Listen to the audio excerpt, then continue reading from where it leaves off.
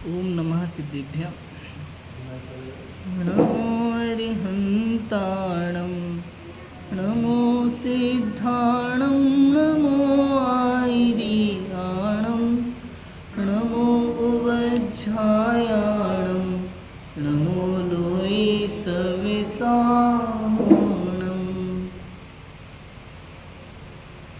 नमः श्रीवर्धमानाय निर्धूतकलिलात्मने सालोकानां त्रिलोकानां यद्विद्यादर्पणायते। इष्ट है न कोई न अनिष्ट इस जग में, ऐसा माने जो भी उसके क्षमा धर्म होता है। कोई नहीं बड़ा कोई छोटा नहीं जग में, ऐसा मानने पर उत्तम मार्दव धर्म होता है। छल नहीं करना है इस जीवन में कभी, सरल भाव रखना ही आर्जव धर्म होता है।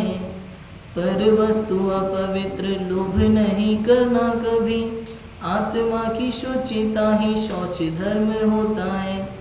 झूठ कभी नहीं बोलो सत्य वचन ही में बोलो, सत्य रूपी आत्मा ही सत्य धर्म होता है। वश करो पंचेंद्रिय अहिंसा का पालन करो, आत्ममय संयम ही उत्तम संयम होता है। प्रायश्चित अनशन आदि तप कहे व्यवहार, आत्मा का ध्यान उत्तम तप कहलाता है। पर वस्तु मोह छोड़ो शुद्धता का दान करो, आत्मा की लीनता ही त्याग धर्म होता है। न मैं किसी का हूँ और न ही कोई मेरा है, ऐसा मानने पर उत्तम आकिंचन्य होता है। स्त्री सेवन त्याग करो इंद्रियों की विषय छोड़ो, ब्रह्म में ही चर्या ब्रह्मचर्य धर्म होता है। निश्चय से तो निज को ही ध्यान एक धर्म है, लेकिन इस धर्म को सबको समझाना है। धर्म को करने के लक्षण गिनाए हैं 10, इसलिए इनको 10 लक्षण धर्म माना है। इसलिए इनको 10 लक्षण धर्म माना है। ये 10 लक्षण का पद्यमय स्वरूप है। एक एक लाइन में एक एक धर्म का पूर्ण स्वरूप निश्चय व्यवहार से आ जाए, ऐसा प्रयास इस काव्य में किया गया है। देखो, धर्म की चर्चा हम करने बैठे हैं। धर्म मतलब क्या? जब जब बात धर्म की चलती है ना, तो हमारे मन में एकमात्र विचार आता है धर्म करने के लिए भाई पूजा पाठ कर लेंगे, थोड़ी सी भक्ति कर लेंगे, आरती कर लेंगे, सामायिक प्रतिक्रमण कर लेंगे, उनमें जाप दे लेंगे या व्रत कर लेंगे, उपवास कर लेंगे, नियम संयम ले लेंगे। जब जब बात धर्म की आती है तो हम केवल धर्म की बाह्य क्रियाओं पर ध्यान देते, इसके अलावा हमें पता ही नहीं है कि धर्म क्या है। और यहाँ आचार्य देव कहते हैं वस्तु सहावो धर्म, वस्तु का जो स्वभाव है उसका नाम धर्म है। वस्तु स्वभाव को धर्म कहा, मतलब आप इसको एक तरीके से और देख सकते हो कि जिसका जो कार्य वो उसका धर्म। एकदम सिंपल परिभाषा, जिसका जो कार्य वो उसका धर्म। एक विद्यार्थी का धर्म क्या है? पढ़ाई करना। पत्नी का धर्म पति की सेवा करना। सबका अपना अपना धर्म है। एक कलेक्टर का धर्म क्या है कि वो जिस कुर्सी पर बैठा है ईमानदारी पूर्वक न्याय पूर्वक उस कुर्सी पर अपना कार्य करे। सबके अपने अपने व्यावहारिक धर्म हैं। उसी प्रकार से आत्मा का धर्म क्या है? मात्र जानना और देखना, ये उसका काम है। काम की अपेक्षा से लगाना, जो उसका कार्य वो उसका धर्म। आत्मा का कार्य क्या है? मात्र जानना और देखना, इसका नाम क्या है? अब आप सोचो, जब बात धर्म की होती है तब इस दृष्टि से विचार जाता है कभी कि जानना देखना ये धर्म है? मतलब कुछ करना नहीं है, कुछ धरना नहीं है। बस अपने स्वभाव में लीन रहना, इसका नाम धर्म है। मैं ये हूँ ऐसा निर्णय करना, इसका नाम धर्म है। लेकिन अब 10 लक्षण धर्म के अलावा इसे पर्व भी कहा जाता है। क्या कहा जाता है? 10 लक्षण महापर्व। पर्व माने एक उत्सव। 2 प्रकार के पर्व होते हैं, त्रैकालिक और तात्कालिक। ये हम सबको पता है, इसकी चर्चा मुझे ज़्यादा नहीं करनी है। हम सब ने छोटे दादा की लिखी हुई जो धर्म के 10 लक्षण पुस्तक है, उसमें स्टार्टिंग में सब पढ़ा हुआ है कि भाई त्रैकालिक और तात्कालिक 2 प्रकार के पर्व होते हैं। त्रैकालिक माने शाश्वत पर्व और तात्कालिक माने जो किसी व्यक्ति या किसी घटना से संबंधित होते हैं। त्रैकालिक जो अनादि से हैं, अनंत काल तक रहेंगे, ऐसे 10 लक्षण, अष्टानिका पर्व और अष्टमी और चतुर्दशी पर्व। और तात्कालिक पर्व तीर्थंकर भगवंतों के कल्याणक, रक्षाबंधन, मुनिराज का उपसर्ग निवारण दिन, इस प्रकार से जो विशेष घटनाएं हुई हैं, उन घटनाओं के आधार पर जैन धर्म में वो पर्व भी मनाए जाते हैं, बुद्धिपूर्वक, विवेकपूर्वक, है ना। 10 लक्षण महापर्व, अब यहाँ 10 नाम हैं, 10 धर्म हैं।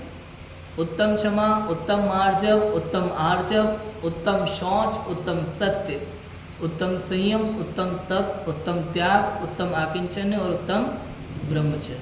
आज पहला दिन है हमारा। कौन सा दिन है? उत्तम क्षमा धर्म का पहला दिन। तो होता ऐसा है कि आज के दिन हमें क्षमा धर्म धारण करना है और कल हम मार्दव धर्म धारण करेंगे, ऐसा है। हाँ भैया, ये 10 धर्म तो जीव के स्वभाव हैं, सदा काल विद्यमान हैं। मैं स्वयं क्षमादि स्वरूप भगवान आत्मा हूँ, ऐसा भान हो तो ये 10 धर्म एक साथ प्रकट होंगे। कैसे प्रकट होंगे?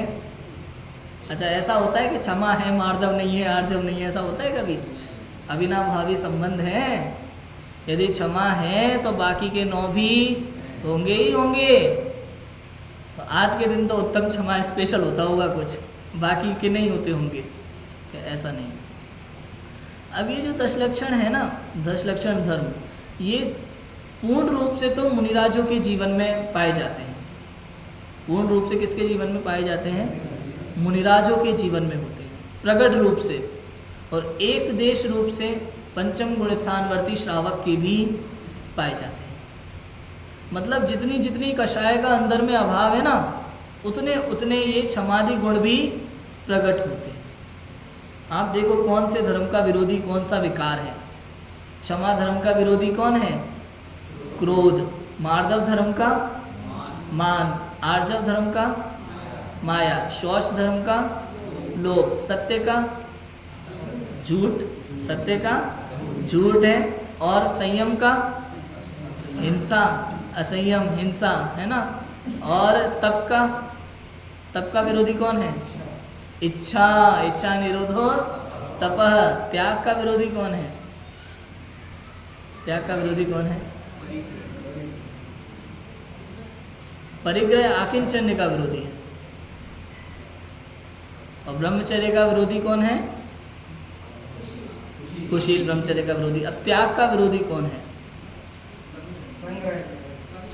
हाँ, चोरी। त्याग का विरोधी कौन हुआ? हाँ, 5 पाप और 4 कषाय आते हैं। त्याग का विरोधी कौन हुआ? बाकी की तो अपन ने चर्चा कर ही ली है।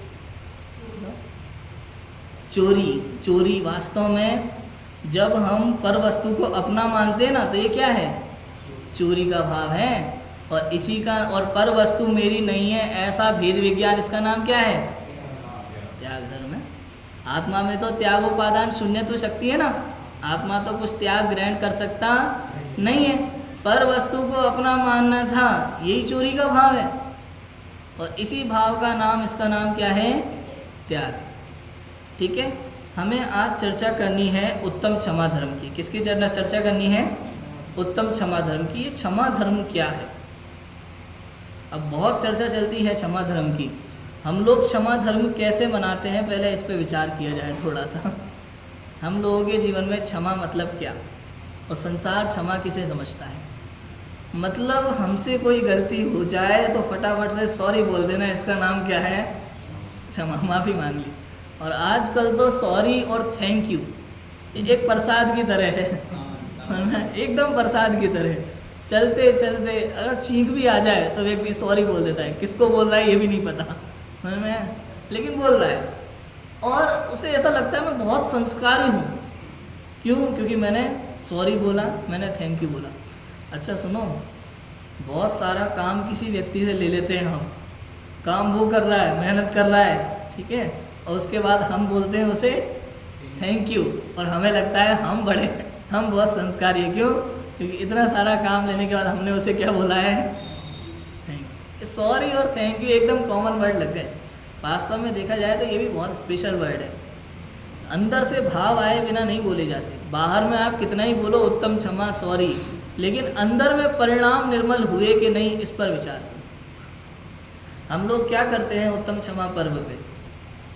क्षमा धारण करनी है ना, क्षमा का विरोधी है क्रोध, तो हमें क्या करना है? क्रोध को जीतना है। अब हम क्षमा धारण करने के लिए, क्षमावाणी पर्व मनाने के लिए ज़्यादा से ज़्यादा क्या करते हैं? एक बढ़िया सा उत्तम क्षमा का मैसेज टाइप किया, एक अपनी ओर से और एक अपने सब परिवार की ओर से, और फटाफट से व्हाट्सएप ग्रुप में डाल दिया इधर से उधर। हमें लगता है हमने क्षमा मांग ली। इसका नाम उत्तम क्षमा नहीं है। समझ में आया? अब क्रोध की अपेक्षा से बात करो, हम कितनी बात करते हैं क्रोध की, क्रोध को शांत करने की, लेकिन कभी नहीं होता। मैंने तो ये भी देखा है अपने जीवन में कि इतने बढ़िया प्रवचन हम सुनते हैं। गुरुदेव श्री का एकदम आध्यात्मिक प्रवचन सुन रहे थे अभी, और प्रवचन खत्म होके जरा सा बाहर आए, एक अगर किसी ने चटाई गलत तरीके से बिछा रखी हो तो उस पर इतना जोर से चिल्लाते हैं कि वो बेचारा क्या कहे, रोना आ जाए उसको। होता है कि नहीं होता? बताओ। ये हमारी आदत में आ गया है। क्यों? क्योंकि हमारी दृष्टि ऐसी हो गई है कि हम सब जीवों को समान नहीं देख पाते, हम अकर्तावाद के सिद्धांत को नहीं समझ पाते, हम भवितव्यता को नहीं समझते। हमें लगता है कि मैं समस्त संसार का करता हूँ और सब कुछ मेरे अनुसार होना चाहिए, और जब ऐसा नहीं होता तो हम क्रोध करते हैं। कि क्रोध के पीछे कारण समझना, कारण क्या है क्रोध के पीछे? हमें लगता है सब कुछ मेरे अनुसार हो, और ऐसा नहीं होता तो क्या होता है? क्रोध होता है। इस जीव को गुस्सा आता है। विचार करो, कितनी बार ऐसा होगा दिन भर में, हमारे घर में, परिवार में, ऑफिस में, हम लोग दिन भर में कितना गुस्सा करते हैं और कितने लोगों पर करते हैं। कभी कभी तो ऐसा लगता है कि गुस्सा का कोई कारण नहीं है, फिर भी हम करे जा रहे हैं, ज़बरदस्ती करे जा रहे हैं, छोटी छोटी चीज़ों को देख करके। पर द्रव्य में हम कुछ नहीं कर सकते, कुछ भी नहीं कर सकते, कुछ भी हमारे अनुसार नहीं होता, लेकिन हम उसे अपने अनुसार करना चाहते हैं, और नहीं होता तो गुस्सा आता है। ऑफिस में देखो, कई बार तो क्या होता है, जैसे हमने कभी किसी को काम दिया ना, तो पहले तो हम खुद ही उसको पूरी बात नहीं बताते, और जब वो काम अपने हिसाब से करके ले आता है तो हम उससे वो एक्सपेक्ट करते हैं जो हमने मन में सोचा है, और हमारे दिमाग में जो है वो उसको पता ही नहीं है। वो अपने अनुसार अच्छे से अच्छा काम करके लाया हो, भले प्रशंसा की उम्मीद करके बैठा हो, और हमें वो कार्य चाहिए जो हमने मन में सोचा हुआ है, और हम बिना मतलब उस पर गुस्सा करें। समझ में आ रहा है? तो कहने का ये मतलब है कि आप प्रत्येक जीव को समान समझो, छोटा बड़े का भाव मिटा दो पूरी तरह से। ये कल आएगी ना बात, छोटे बड़े का भाव, ये मान का आधार है छोटे बड़े की मान्यता। ये 10 धर्म एक साथ प्रकट होते हैं, इनका एक दूसरे से कनेक्शन है पूरी तरह। एक नहीं है तो सब नहीं है, और एक है तो सब है।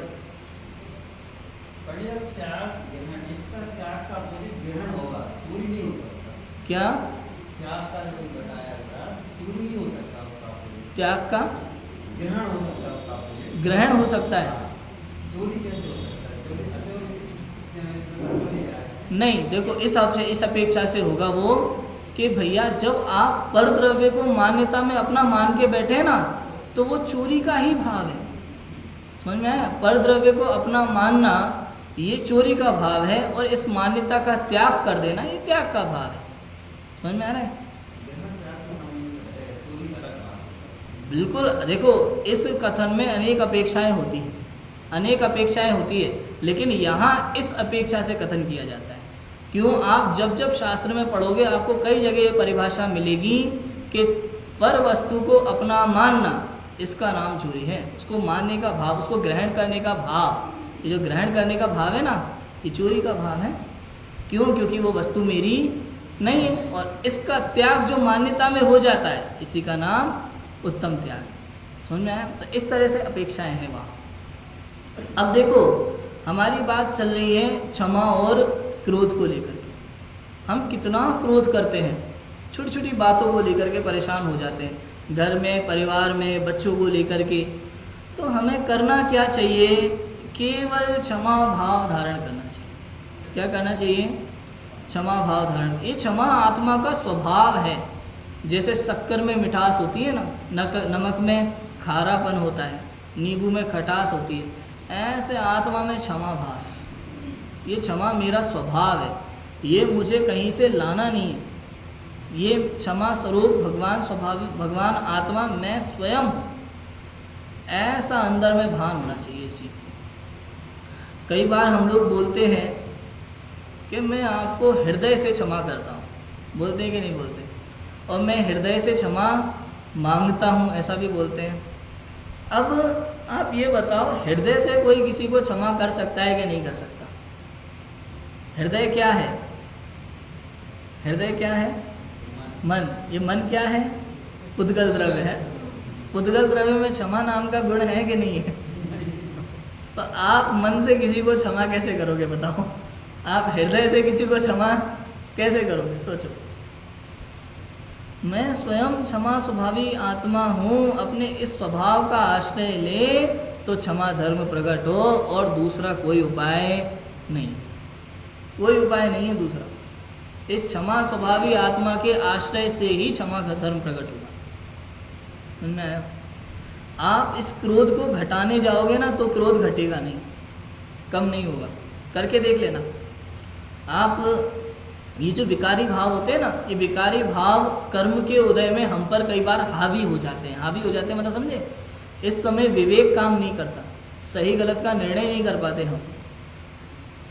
तो ये क्रोध आदि विकारी भाव जो होते हैं, उसके बाद में हमें पश्चाताप भी होता है कि हमें ऐसा नहीं करना चाहिए था। इससे पता है क्या सिद्ध हो रहा है? इससे सिद्ध ये होता है कि मैं उस क्रोध का करता नहीं हूँ। यदि मैं उस क्रोध का करता होता तो बहुत सोच समझ के करता, प्लानिंग पूर्वक करता, और उसके करने पर मुझे कोई पछतावा नहीं होता। लेकिन आप देखो, हमारी कोई प्लानिंग नहीं होती, कब कैसे निमित्त बनते हैं, क्रोध आ जाता है।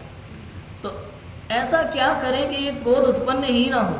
उत्पन्न हो रहा है ना, क्या करें कि उत्पन्न ही ना हो?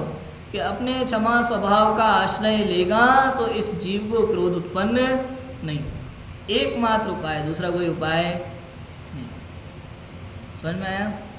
कोई उपाय नहीं है दूसरा। आप बलवान के पास जाके बैठ जाओ।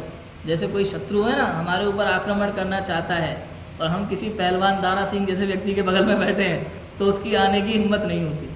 ऐसे ही जब हम क्षमा स्वभाव के आश्रय में रहते हैं ना, तो ये क्रोध नामक विकार की हमारे ऊपर अटैक करने की हिम्मत नहीं हो सकती। ऐसा है। समझ में आ गया? अब देखो,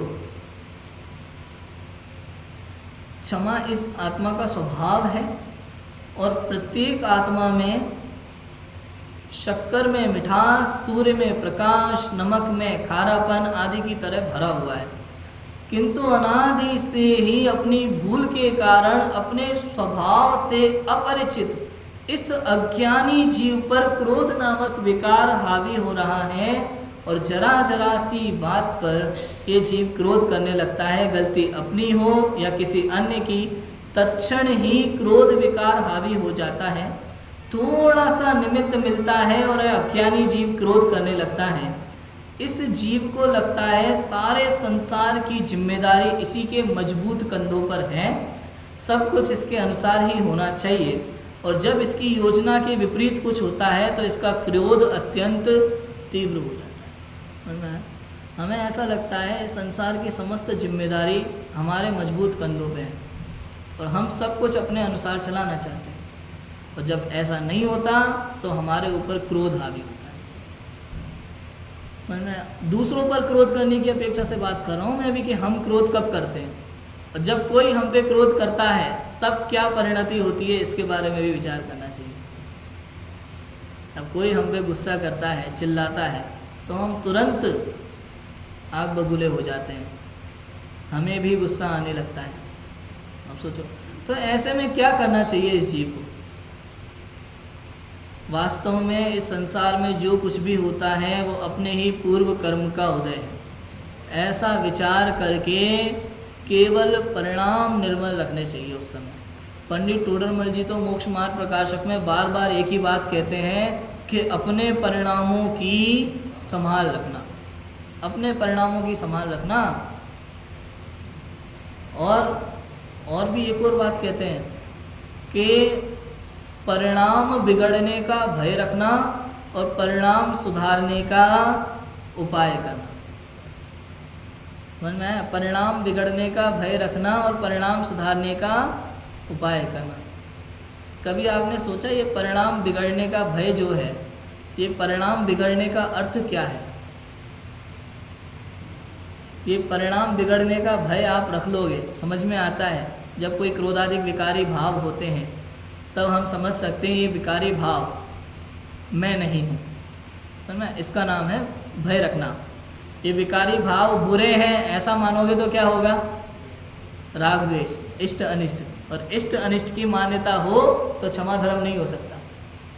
समझ में? इष्ट नहीं है, अनिष्ट नहीं है, ऐसी मान्यता पूर्वक उत्तम क्षमा धर्म होता है। ठीक है, तो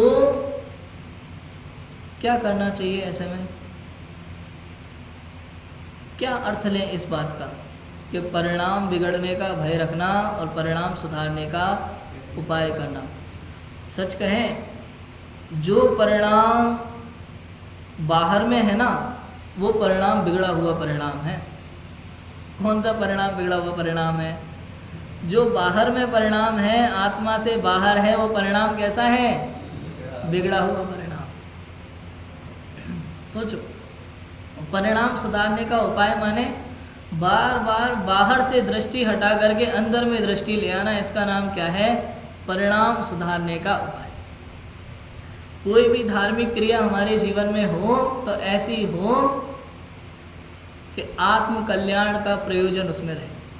आत्म कल्याण के प्रयोजन से ही हमारी कोई भी धार्मिक क्रिया हो। अब इसमें भी जब तक आप शुभ भावों को अच्छा मान रहे हैं तब तक परिणाम बिगड़ा हुआ है,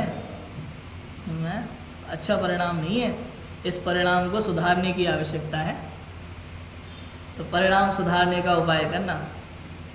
जितने समय ये जीव तत्व विचार करता है और तत्व विचार करते करते ये जीव शुद्धोपयोग में लीन हो जाए, आत्म तत्व में लीन हो जाए, वीतराग परिणति इसको प्रकट हो, उस समय तो समझना कि परिणाम निर्मल है। और जब ये आत्म तत्व से बाहर आ जाता है, शुभाशुभ भावों में डोलता है, तो समझना परिणाम बिगड़ा हुआ परिणाम है। समझ में आया कि नहीं आया? ऐसा है। तो अब हमें क्या करना चाहिए उत्तम क्षमा के लिए? सबसे पहले तो वस्तु स्वरूप की समझ होना आवश्यक। जब तक आपको वस्तु स्वरूप की समझ नहीं होगी ना, तब तक आपके जीवन में क्षमा धर्म प्रकट हो ही नहीं सकता। मैं आपको कितना कहूँ कि भाई गुस्सा मत करो, इसका नाम क्षमा है, ऐसा नहीं है। कि गुस्सा मत करो क्या होता है? आप गुस्सा करने वाले होते कौन हैं? हाँ, सच तो ये है कि आप अपने क्षमा स्वभाव को नहीं पहचान पाए, इसलिए ये क्रोध हमारे ऊपर हावी हो रहा है। हम अपनी ताकत को नहीं पहचानते, हम अपनी क्षमता को नहीं पहचानते, और जब तक हम अपनी क्षमता को नहीं पहचानते तब तक दूसरे लोग हमारे मजे लेते हैं पूरे जीवन। होता है कि नहीं होता? तो ये क्रोध हमारे ऊपर हावी हो रहा है, इसका अर्थ है हमने अपने आत्म स्वभाव को नहीं पहचाना। वस्तु स्वरूप की समझ होना जरूरी है। आप इस वस्तु स्वरूप को समझो, कर्म सिद्धांत को समझो, जैन सिद्धांत को समझो। मैंने जो ये काव्य लिखा ना दशलक्षण धर्म का, इसमें क्षमा धर्म की पहली लाइन जो लिखी थी, क्या लिखी थी? इष्ट है ना कोई अनिष्ट इस जग में, ऐसा माने जो भी उसके क्षमा धर्म होता है। इस संसार में कोई भी वस्तु इष्ट अनिष्ट नहीं है, बस इतना समझ लो तो क्षमा धर्म है। अब बताओ, इसमें क्रोध की तो चर्चा भी नहीं है लाइन में, लेकिन इस क्षमा धर्म का भाव यहीं से प्रकट होता है। क्यों? जब परद्रव्य अनिष्ट लगता है तो क्रोध भाव उत्पन्न होता है, समझ में? इष्ट लगता है तो राग आदि उत्पन्न होते हैं। और जब कोई वस्तु का सही स्वरूप समझ में आ जाए, अरे मैं अनादिकाल से इस परद्रव्य को, वस्तु को इष्ट अनिष्ट मान रहा था, अच्छा बुरा मान रहा था, किंतु वस्तु तो वस्तु है, वस्तु का स्वरूप ऐसा है, ये वस्तु ऐसी है, इसको ऐसा ही स्वीकार करे तो इसके क्षमा धर्म प्रकट हो जाएगा, सम्यक दर्शन प्रकट हो जाएगा। अब देखो, कुछ नहीं करना भैया, ये जो दशलक्षण धर्म है, सम्यक दर्शन है, मोक्ष मार्ग है, सब एक ही चीज़ है। वीतराग परिणति के बिना कुछ नहीं है, और वीतराग परिणति है तो सब कुछ है। आप देखो, उपाय तो एक ही है, अपने स्वभाव को पहचानना, अपने स्वभाव का निर्णय करना, अपने स्वभाव का अनुभव करना, एकमात्र उपाय है, दूसरा कोई उपाय नहीं। देखो, समझ में आया है? तो आपको अब करना क्या है? क्षमा धर्म प्रकट करना है, क्षमा स्वभाव को प्राप्त करना है, तो आप क्या करोगे बताओ? सर्वप्रथम तो आप संसार की समस्त जिम्मेदारियों को अपने सर से उतार करके नीचे पटक दो। समझ में आया कि मैं जो हूँ वो ये नहीं हूँ, और ये जो है वो मैं नहीं हूँ। इस शरीर है ना, इस शरीर से ही सारा रिश्ता है संसार में। इस शरीर से जो एकत्व ममत्व की बुद्धि है ना, ये एकत्व ममत्व कर्तृत्व की बुद्धि हमें संसार में भटका रही है। ये एकमात्र कारण है। आपको पता है कि ये जुआ खेलना, शराब पीना, सिगरेट पीना, ये कोई बहुत बड़े पाप नहीं है देखा जाए तो। समझ में आया? कोई बहुत बड़े पाप नहीं है। सबसे बड़ा पाप क्या है? इस शरीर के प्रति एकत्व ममत्व की बुद्धि। ये अनादिकाल से हमारे अंदर में बैठी हुई है। ये सब कोई बड़ी बात नहीं है, तुरंत खत्म हो जाते हैं। ये दर्शन मोहनीय है, मिथ्यात्व है जो बैठा हुआ है। आप सोचो, एक इंद्रिय जीवों को कौन सा व्यसन होता होगा बताओ? दो इंद्रिय जीवों को कौन सा व्यसन होता होगा? शराब पीते होंगे, सिगरेट पीते होंगे, परस्त्री रमण, स्वस्त्री रमण, कुछ होता होगा? कुछ भी नहीं है उनके जीवन में। आप देखो, चार इंद्रिय तक सम्मूर्छन जीव हैं, उनके जीवन में तो ये सब होते ही नहीं है। उनके ना तो परिवार होते हैं, ना बच्चे होते हैं, ना किसी प्रकार के कोई व्यसन होते हैं। तो उनके जीवन में इतना दुख क्यों है? उनको इतना तीव्र पाप का बंध क्यों हो रहा है? एकमात्र कारण है शरीर के प्रति एकत्व ममत्व की बुद्धि। सबसे बड़ा पाप है। इस दृष्टि से आप विचार करके देखो। अब बताओ, हमने आज सुबह विधान में पढ़ा था, ऊपर दशलक्षण विधान में, कि एक इंद्रिय जीव को क्षमा करना, स्थावर जीवों को क्षमा भाव, एक इंद्रिय, दो इंद्रिय, तीन इंद्रिय, चार इंद्रिय, असंगी संगी जीवों को क्षमा भाव। आप किसको क्षमा कर सकते हो मुझे बताओ? या किसी को क्षमा करने की आवश्यकता है? सोचो जरा। मैं व्यवहार का निषेध नहीं कर रहा हूँ, ना मैं ये कह रहा हूँ कि आप उत्तम क्षमा मत बोलो किसी को, या किसी से क्षमा मत मांगो, ये भी नहीं कह रहा हूँ। लेकिन भाई साहब, इस सत्य बात को समझो, वस्तु स्वरूप को समझो। और ये वस्तु स्वरूप ऐसा है कि एक जीव दूसरे जीव को क्षमा नहीं कर सकता। एक जीव को दूसरे जीव से क्षमा मांगने की आवश्यकता भी नहीं है। समझ में आया? वस्तु स्वरूप ऐसा है। अरे सबसे ज़्यादा ज़रूरत तो मुझे अपने को क्षमा करने की है कि मैंने अपने आप को अनादिकाल से कितने दुख दिए। भाई साहब, आपके दुख का कारण मैं नहीं हो सकता, आप मेरे दुख का कारण नहीं हो सकते, तीन लोग तीन काल में नहीं हो सकते, लेकिन हम क्षमा जरूर मांग लेंगे एक दूसरे से। लेकिन अपने आप से हम क्षमा कम मांगेंगे। क्यों? क्योंकि अनादिकाल से मेरे दुख का कारण तो मैं ही हूँ। क्यों? क्योंकि मैंने अपने स्वभाव को नहीं पहचाना। समझ में आ रहा है? अनादिकाल से मैंने अपने स्वभाव को नहीं पहचाना, ये मेरी बहुत बड़ी भूल है और मुझे केवल ये भूल सुधारना है, इसके लिए प्रयत्न करना है। बस पूरा पुरुषार्थ केवल यहाँ लगा दो आप। जितनी ताकत हम बाहर में लगाते हैं ना, सारी ताकत अब इधर लगा दो आप अपनी भूल सुधारने में, तो काम हो सकता है, नहीं तो नहीं होगा। नहीं तो अनादिकाल से लेके आज अनंत काल बीत चुका है और अनंत काल और बीत जाएगा, कुछ नहीं हो सकता। क्यों? क्योंकि कारण जहाँ है हम वहाँ काम नहीं कर रहे, हम बाहर बाहर में काम करना चाहते हैं और उससे काम होता नहीं। समझ में आ रहा है? तो क्या करना अब? अपने क्षमा स्वभावी आत्मा को पहचानना, इसका आश्रय करना बस, और कुछ नहीं करना बैठ करके। भाई साहब, धर्म के लिए आपको बैठ करके ज़्यादा कुछ करना ही नहीं है, बस तत्व चिंतन करना है। आप शास्त्र की एक लाइन पढ़ो और उस पर खाली विचार करो, खाली चिंतन करो, बड़ा आनंद आता है। बाहर में कुछ करने की ज़रूरत ही नहीं है। समझ में आया? तो ये समझ लो कि ये जो हम संसार में करते हैं ना, परिवार, ऑफिस, प्रतिष्ठा, नाम, अनेक प्रकार की कलाएं सीखना, ये सब कुछ जब आपके दिमाग में भरी हुई होती है ना, तब तक आप क्षमा धर्म प्राप्त कर सकते नहीं। मतलब आप समझो, जब तक हम सांसारिक गतिविधियों में इतना उलझ जाते हैं ना कि ये करना है, ये करना है, ये करना है, हमें बहुत बड़ा सिंगर बनना है, हमें बहुत बड़ा डांसर बनना है, हमें बहुत बड़ी पोस्ट प्राप्त करनी है, जब तक ये बाएं में जिम्मेदारियां बैठी हुई हैं दिमाग में कि ये करना है, ये करना है, ये करना है और मैं ये कर सकता हूँ, ये मैं करूँगा, ये सब जब तक बैठा हुआ है ना, तब तक क्षमा धर्म प्रकट हो सकता नहीं। ये बातें दिमाग से निकालना पड़ेगी हमें सबसे पहले। आप सोचो, आज धार्मिक क्रियाओं में भी हम लोग क्या क्या करते हैं बताओ। भले अपन अपनी बात करें, अपन मुमुक्षु समाज में हम अपनी बात करते हैं। जब जब कोई कार्यक्रम हो तो अच्छे से अच्छा काम करना चाहते हैं, करना चाहते कि नहीं करना चाहते? एकदम परफेक्ट व्यवस्था। हमारा जो हम जिनालय बनाएंगे इतना सुंदर लगना चाहिए कि लोग देखते रह जाएं।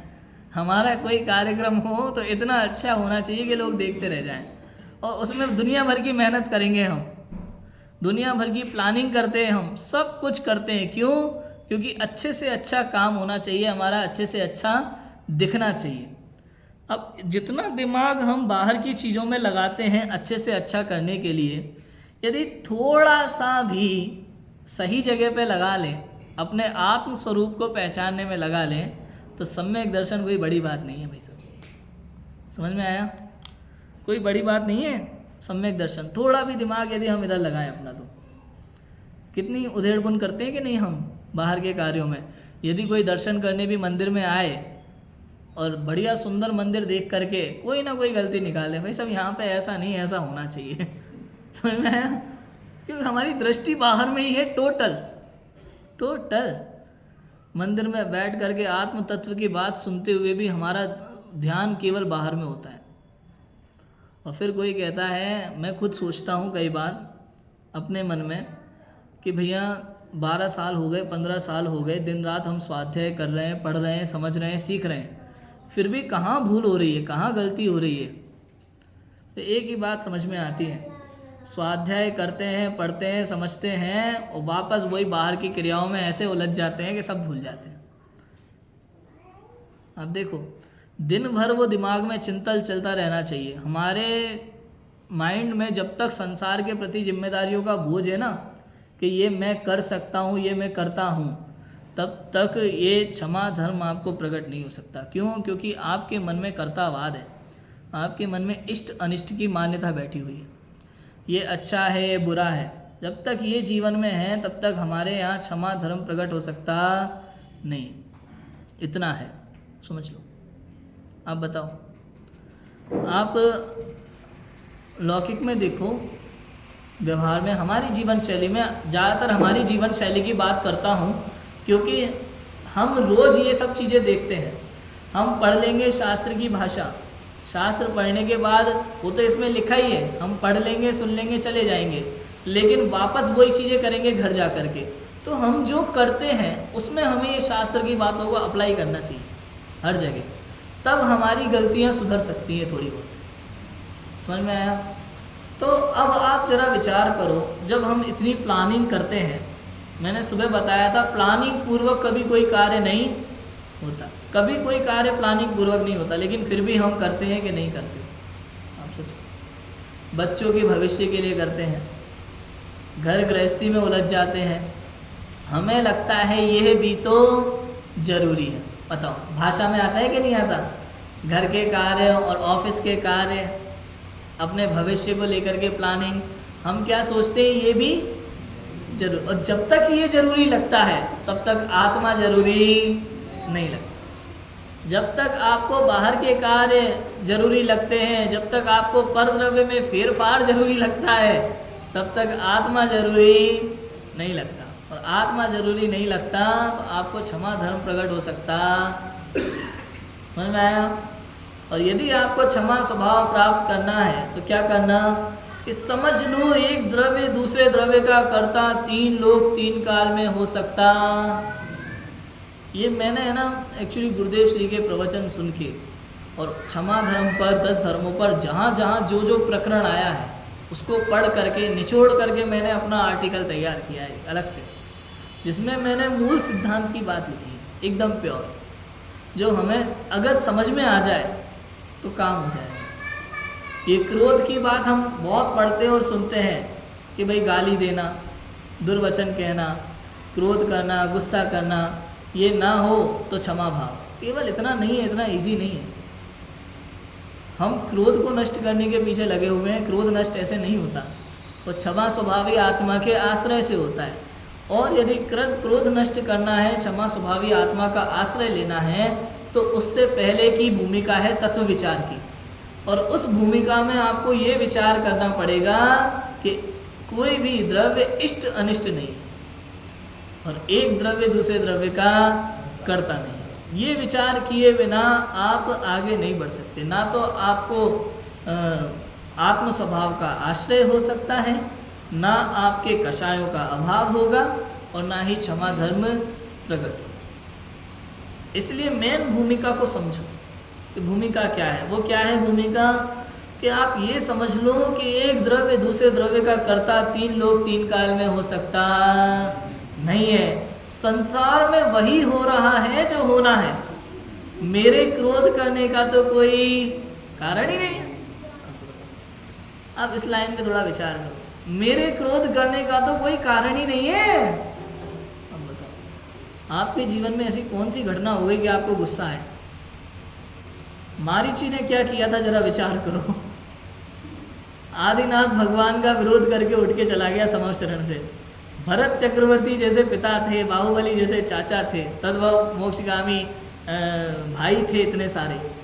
किसी ने गुस्सा किया होगा कि नहीं किया होगा मारीची पर कि तू धर्म का विरोध करके जा रहा है, 363 मत चलाए तूने, बताओ। अच्छा सोचो जरा, उस समय कितने लोगों के बीच में तत्व ऐसी वाली चर्चा चलती होगी कि मारीची क्या कर रहा है, मारीची क्या विरोध करता है। होता है कि नहीं होता? हम लोगों को अब यहाँ अपने ऊपर देखना चाहिए। हम कितनी चर्चाएं करते हैं दिन भर में, कौन क्या सोचता है, कौन क्या मानता है, कौन क्या करता है, कौन किस मत का विरोधी है, कौन किस मत का पक्षपात करता है, सब हम कितना विचार कर लेते हो। और सत्य तो ये है कि इन बातों से हमारा कोई लेना देना, समय बर्बाद करते हैं हम बस। बताओ, समझ में आ रहा है? समय बर्बाद कर रहे हैं बस। हमें जो करना है वो हम करते नहीं हैं, और जो हम करते नहीं हैं वो हम दिन रात कर रहे हैं। जो हमें नहीं करना है वो हम दिन रात करते हैं। एक द्रव्य दूसरे द्रव्य का कर्ता नहीं है, 3 लोक 3 काल में हो नहीं सकता। संसार में वही हो रहा है जो होना है। मेरे क्रोध करने का तो कोई कारण ही नहीं बनता। अब सोचो, अच्छा सम्मेश शिखर पे कब्जा हो जाए तो क्या करें बताओ? हथियार लेके निकल पड़े लड़ने के लिए? भाव भी मत लाना, विचार भी मत करना ऐसा। भाई जो होना है वो होके रहता है, और जो नहीं होना है वो नहीं होता है। अगर आप प्रेम पूर्वक आपके मन में भाव आएगा हमारा मंदिर हमारा तीर्थ उसकी रक्षा का भाव आए बिना रहेगा नहीं। उस रूप क्रिया भी होगी आपकी भूमिका में, श्रावक भूमिका में उस रूप क्रिया भी होती, पंचम गुण स्थानवर्ती जीव के भी में उस रूप क्रिया देखी जाएगी। विरोधी हिंसा है ना उसके, तो उसके जीवन में भी वो क्रिया देखी जाएगी। लेकिन ये मत सोच लेना कि जैन धर्म में उसका उपदेश है, नहीं है। कई लोग ऐसा कह देते हैं कि भाई अहिंसा परमो धर्म अलग बात है, लेकिन धर्म पर आँच आए तो नहीं भैया, ऐसा बिल्कुल नहीं है। यहाँ तो पूर्ण रूप से हिंसा के त्याग की बात की जाती है। एक इंद्रिय जीव की भी हिंसा मत करना। बताओ ये बात मुनिराजों के लिए है कि श्रावक के लिए? अब बताओ, सोचो। लोगों को लगता है अरे ये बात तो मुनिराजों के लिए है। अरे सबके लिए है। आप कितना कर पाते हैं, आपके जीवन में कितना आ पाता है वो अलग बात है, लेकिन बात तो सबके लिए समान है। समझ में आया? कई बार ऐसा पढ़ते हैं ना अपन, जैसे पंचम गुण स्थानवर्ती श्रावक, उसको एकमात्र संकल्प हिंसा का त्याग है। अहिंसाणु व्रत है ना, तो संकल्प हिंसा का त्याग है। आरंभी विरोधी और उद्योगी हिंसा उसके पाई जाती है। तो लोगों को ऐसा लगता है उसकी इसकी छूट है। छूट नहीं है, बराबर पाप लग रहा है लगातार। ये तो कमजोरी है उसकी, ये तो कमजोरी है उसकी, उसको बराबर पाप लग रहा है उतना ही। अब सोचो, ये तो उसकी भूमिका में इतना देखा जाता है, पाया जाता है। इस अपेक्षा से सर्वज्ञ भगवान ने ऐसा उपदेश दिया है। इसका मतलब ये नहीं है कि वो कर सकता है, कर सकता है नहीं, उसके जीवन में ऐसा होता है। समझ में आया? इन चीज़ों का ध्यान रखना, इसलिए वस्तु स्वरूप को समझना बहुत ज़रूरी है। वस्तु स्वरूप को नहीं समझा तो इष्ट अनिष्ट समझ में नहीं आएगा, सही गलत का निर्णय नहीं हो पाएगा। सही गलत का निर्णय नहीं होगा तो आत्मानुभव नहीं होगा, और आत्मानुभव नहीं होगा तो क्षमा धर्म प्रकट भी, क्रोध का अभाव नहीं होगा, क्षमा धर्म प्रकट नहीं होगा। मेरे क्रोध करने का तो कोई कारण ही नहीं है, मैं तो व्यर्थ में ही परेशान हो रहा हूँ। आप देखो, व्यर्थ में परेशान हो रहा हूँ। कई बार ऐसा होता है भाई साहब, आप देखो, हमें किसी की आदतें अच्छी नहीं लगती। होता है कि नहीं होता? हम उसकी आदतों से परेशान, वो हमारा कुछ नहीं ले रहा। अब मान लो कोई व्यक्ति है, हमारा रिश्तेदार हो सकता है, परिवार में हो सकता है, दोस्त हो सकता है, कोई भी हो सकता है। अगर उसे हंसी मजाक करने की आदत है तो आपको क्या लगेगा? ये अलग फालतू में दिन भर हंसता रहता है। उसके प्रति एक धारणा बन जाती है, एक बैर भाव जैसा भी मन में उत्पन्न होने लगता है, जबकि कोई कारण ही नहीं था। होता है कि नहीं होता? बताओ। कोई जीव किस स्वभाव का है, वो जीव किस तरह का है, हम उसके जीवन को देख करके उसके प्रति एक धारणा बना के मन ही मन उसके प्रति क्रोध भाव कर लेते हैं। मन ही मन उसके प्रति हमारे मन में एक विकार उत्पन्न हो जाता है, जबकि इस चीज़ का कोई कारण ही नहीं बनता। ये सब वो बातें हैं जो हमारे जीवन में रोज होती है, लेकिन हम इतनी गहराई से कभी सोचते ही नहीं है कि ये क्या हो रहा है। क्रोध का कोई कारण ही नहीं बनता। आप मुझे एक कारण बता दो तो मैं बताऊंगा इसके पीछे कोई कारण ही नहीं है हमारा, हम जबरदस्ती क्रोध कर रहे हैं। आप देखो, कई बार आपको देखने को मिलेगा ऐसा, प्रॉपर्टी पर कब्जा हो जाता है और कई तरह की घटनाएं, कोई असामाजिक तत्व आते हैं, उल्टी सीधी हरकतें करके चले जाते हैं। हमें ऐसा लगता है कि हम सुधारें और हम कुछ कह नहीं पाते। देश में कितनी प्रकार की समस्याएं होती हैं, मोदी होना चाहिए कि राहुल होना चाहिए कि कौन होना चाहिए, दुनिया भर की चीज़ें हैं। अब पता है, सच बात तो ये है, ना तो कोई ठीक, दो भाई आपस में एक दूसरे का नेचर नहीं समझ पाते। समझ में आया? दो भाई आपस में एक दूसरे का नेचर नहीं समझ पाते, और यहाँ किसी शहर में बैठा हुआ व्यक्ति वो ऐसे कसम खाता है, मोदी ऐसा कर ही नहीं सकता, गांधी ऐसा कर ही नहीं सकता, मतलब इसको सारा मालूम है, इससे पूछ के वो निर्णय लेते हैं। तो इससे पता चलता है हमारी कितनी इच्छाएं बाहर में पड़ी हुई हैं। समझ में आया? और जब तक ये सब है तब तक क्षमा धर्म प्रकट हो सकता। आपको सभी को समान दृष्टि से देखना होगा। यदि आपको उत्तम क्षमा धर्म चाहिए अंदर में, तो सर्वप्रथम तो आपको एक द्रव्य दूसरे द्रव्य का कर्ता नहीं है, इस सिद्धांत को समझना होगा। दूसरा, कोई भी द्रव्य इष्ट नहीं है, कोई भी अनिष्ट नहीं है। जो हो रहा है उचित हो रहा है, जो हो रहा है उचित हो रहा है, ऐसा ही होना था इसीलिए ऐसा हुआ। इसको तीन लोग तीन काल में कोई भी बदलने में समर्थ नहीं है। आप बताओ, जीवन में, दुनिया में, संसार में ऐसी कोई घटना बता दो जो नहीं होनी थी और हो गई, बताओ। सोचो, कुछ भी नहीं है। हम फ्री में परेशान होते हैं, फालतू में परेशान होते हैं।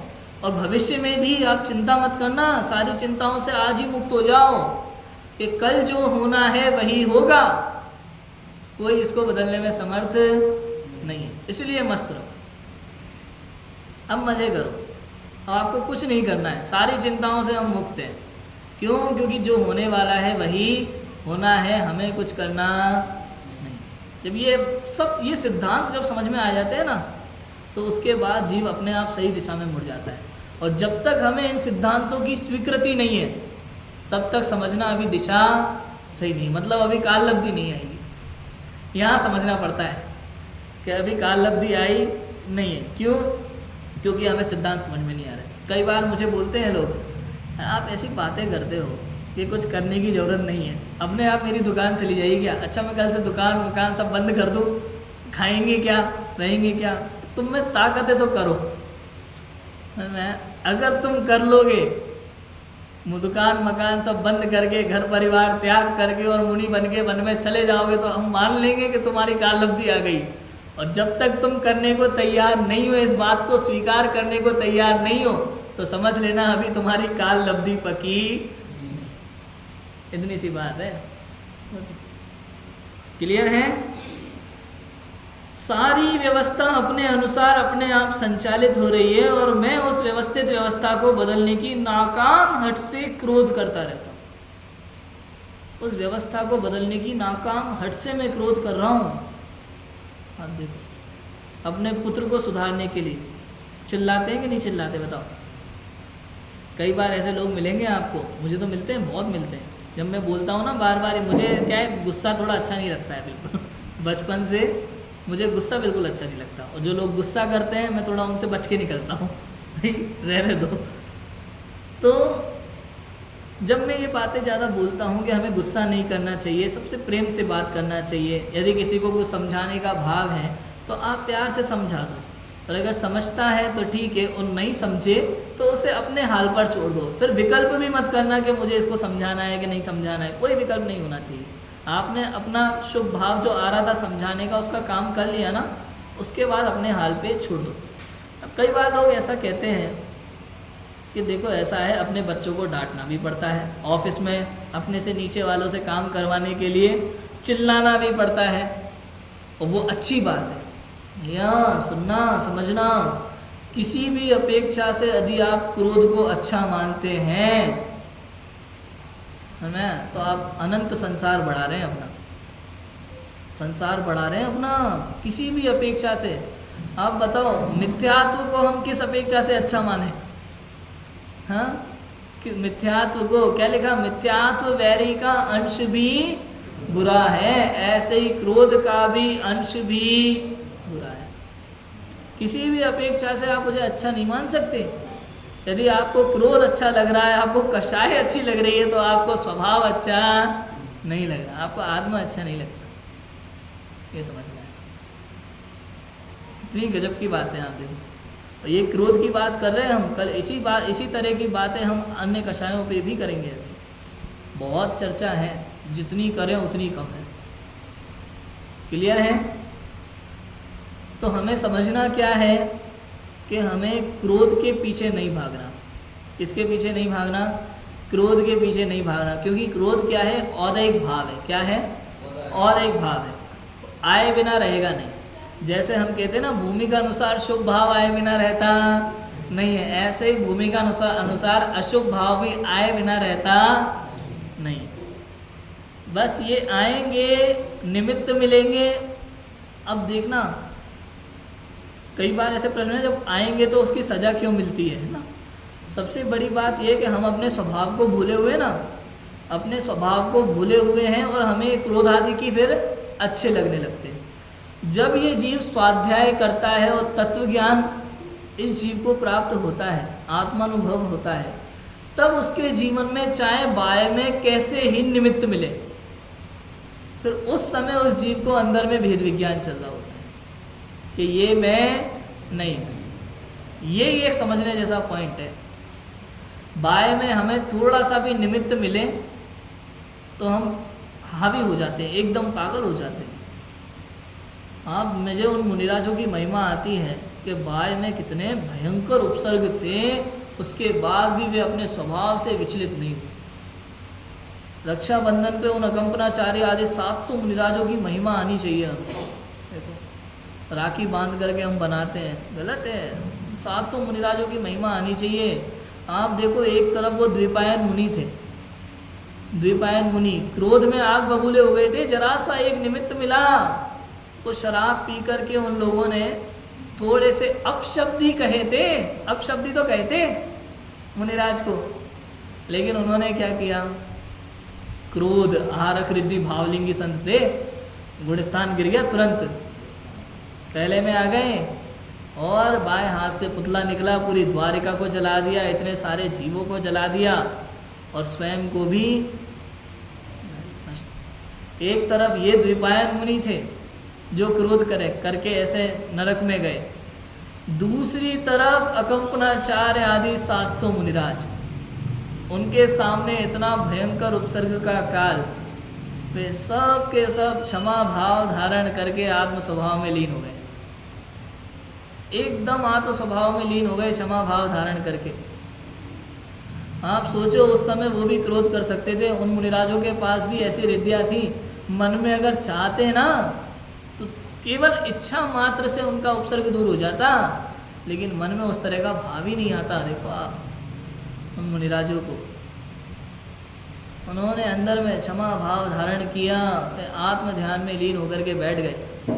उन्होंने उस कर्म बंधन से अपने आत्म स्वभाव की रक्षा की। इसका नाम रक्षाबंधन है, बंधन से रक्षा, इसका नाम रक्षाबंधन है। और जिस प्रकार से अकंपनाचार्य आदि 700 मुनिराजों ने क्षमा भाव धारण किया, उसी प्रकार से व्यवहार में भी हम सभी जीवों को क्षमा भाव धारण करने का अभ्यास तो कम से कम करना ही चाहिए। समझ में आया? अब देखो, तत्व ज्ञान पूर्वक, भेद विज्ञान पूर्वक जब कषायों का अभाव होता है, तब वास्तव में क्षमा गुण प्रकट होता है अंदर में। लेकिन अभी इस भूमिका में क्या करें हम? अभी इस भूमिका में हम क्या करें? लोक व्यवहार में क्षमा धर्म के लिए हम क्या करें? भैया, किसी भी व्यक्ति के प्रति वैर भाव मत रखना, जितना हो सके मौन रहो, शांत रहो। समझ में आया? कोई भी कुछ भी कहे, आप केवल स्वाध्याय करो, तत्व चिंतन करो। जब मैं पहली बार कोटा गया था 11th क्लास में, तब नए नए गए थे, 5 महीने तक तो घर की याद में हम रोते रहते थे उस समय। तो जब जब मुझे कोई ऐसा भाव आता था, रोने का मन होता था, तब मैं जाके लाइब्रेरी में जाता था वहाँ, और प्रथमा नियोग की कहानियाँ पढ़ता था। खैरागढ़ से जो प्रकाशित हुई ना जैन धर्म की कहानियाँ, 23 पार्ट, उस समय मैंने पढ़े थे। तो बड़ा अच्छा लगता था पढ़ के। ऐसा लगता था जब इन महान जीवों के जीवन में ऐसे ऐसे परिस्थितियाँ आई हैं, ऐसी ऐसी परिस्थितियाँ आई हैं, तो मेरे जीवन में क्या है? उस समय बड़ी खुशी होती थी। कर्म का उदय ही तो है, यदि मैं विचलित नहीं होऊंगा तो नया कर्म नहीं बनेगा। समझ में? उस समय हमें ऐसे ही भाव होने चाहिए, जिसको जो कहना है कहने दो, जिसको जो करना है करने दो, अपन अपने स्वभाव में अपनी मस्ती में मस्त रहो। और बस ये एक द्रव्य दूसरे द्रव्य का करता नहीं है। मेरी जो भी अवस्थाएं हो रही हैं, मेरे ही पूर्व कर्म का उदय है, कोई ऐसा नहीं है जो मेरा कुछ बिगाड़ सके। आप देखो, जो मुझे डांटने वाला है, चिल्लाने वाला है, वो तो निमित्त मात्र है। मेरे साथ में जो भी विषम परिस्थिति हो रही है, उसके लिए परिस्थितियाँ जो बनती हैं वो सब निमित्त मात्र हैं, मेरे ही पूर्व कर्म का उदय है। बस इतनी बातें समझ में आ जाए, ये जैन सिद्धांत समझ में आ जाए, तो कहते हैं मेरे तो क्रोध करने का कोई कारण ही नहीं बनता। मैं लोक व्यवहार में आप इतना ही कर सकते हो बस। बाकी आप समस्त जीवों से क्षमा भाव धारण करें। मन में प्रति समय सुबह शाम शाम को विचार करें, जिन मंदिर में जिन प्रतिमा के सामने बैठ करके सुबह से लेकर शाम तक हमारे द्वारा कितने जीवों की हिंसा हुई है, उन सब जीवों के प्रति क्षमा भाव धारण करें। ये भाव भी हमारे मन में होना ही चाहिए। तो एक द्रव्य दूसरे द्रव्य का करता नहीं है। मैंने पहले बोल दिया कि भाई एक जीव दूसरे जीव को क्षमा कर सकता नहीं है, मांगने की जरूरत नहीं है, लेकिन फिर भी ये एक प्रकार का शुभ भाव है। मैं आए बिना नहीं रहता। आप शांति पाठ पढ़ते हैं ना, तो कौन किसकी शांति करे, जिनेंद्र भगवान हो या कोई भी हो, शांति करने में समर्थ नहीं। फिर भी हम भावना क्या भाते हैं, हमारे परिणाम अच्छे हैं ना, तो हम तो यही भावना भाते हैं, सुखी रहे सब जीव, शांति जगत में बनी रहे। तो ऐसी ही भावना पूर्वक व्यवहारिक जीवन में, व्यवहारिक शैली में हम सभी जीवों के प्रति प्रेम और सम्मान का व्यवहार रखें। सभी जीवों को समान मान करके, कोई कहे नहीं ये तो ड्राइवर है या नौकर है या ये है या वो है, ये महान व्यक्ति है, कुछ नहीं, कोई महान नहीं है यहाँ, सब एकदम समान है। समझ में आया? तो सभी जीवों के प्रति समान व्यवहार करें। जैसे हम अपने से बड़ा कोई व्यक्ति आता है, उसके प्रति जिस सम्मान से बात करते हैं, उसी सम्मान से मैं तो ये कहूँगा आप अपने नौकर से भी उसी सम्मान से बात करो। आपको पता है, मैंने तो ऐसा भी देखा है कि दुनिया में भले आप प्रेम से बात करते हैं, जब आप अपने नौकरों पे चिल्लाते हैं, डांटते हैं उनको, तब वो दुनिया भले आपके लिए कितने ही अच्छे वर्ड बोले, लेकिन आपके ही घर में काम करने वाले, आपसे ही पैसे लेने वाले, जिनका घर आपके पैसों से चलता है, वो आपकी रत्ती मात्र भी इज्जत नहीं करेंगे। आप सोचो, केवल किस लिए? केवल एकमात्र हमारे व्यवहार के कारण। थोड़ा सा उनसे उसी काम को हम प्रेम से बोल दें, कोई समस्या ही नहीं बनती। बात समझ में आया? मैं तो सिर्फ इतना सा सोचता हूँ, ये मेरा विचार है, मैं इतनी बात मैं सोचता हूँ हमेशा अपने लिए, भाई जिस बात को हम किसी व्यक्ति से जोर से चिल्ला करके बोलते हैं, क्रोध में बोलते हैं, डांट करके बोलते हैं, उसी बात को यदि प्रेम से कहें तो समस्या क्या है? समझ में आ रहा है कि नहीं आ रहा? तो इतनी बातों का हम ध्यान रखें, क्षमा भाव धारण करें, जैन दर्शन के सिद्धांत को समझें और लोक व्यवहार में सभी जीवों के प्रति प्रेम पूर्ण व्यवहार रखें। और उत्तम क्षमा वाणी का दिन जब आएगा तो सभी से, एक इंद्रिय से लेकर के पंचेंद्रिय तक सभी जीवों से आप भावपूर्वक क्षमा भाव धारण करें। और जितने भी आपके दुश्मन हैं वर्तमान में, उन सबको स्पेशली फ़ोन करके क्षमा मांगे, स्पेशली फ़ोन करके। जिनसे कोई बैर विरोध नहीं है, जो हमारे मित्र हैं, उनसे मांगो ना मांगो चलेगा, लेकिन जो हमारे दुश्मन हैं, काफ़ी टाइम से बोलचाल बंद है, कुछ टाइम पहले झगड़ा हुआ था, उनको ज़रूर फ़ोन करके हम क्षमा, उत्तम क्षमा अवश्य बोलें। इतनी बातों का ध्यान रखें। अभी की बात को विराम देते हैं। ओम नमः शिवाय।